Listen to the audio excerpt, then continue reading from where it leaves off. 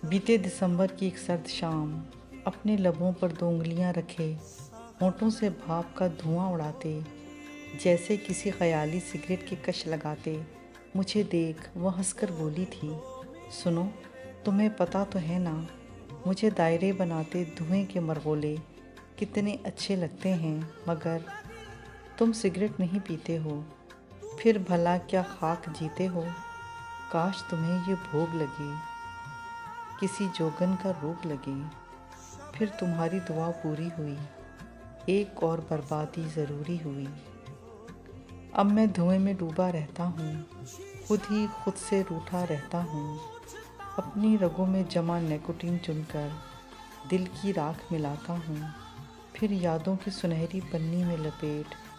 अपने जिगर से सुलगाता हूँ। तुम्हारे हिजर के धुएं से गम के दायरे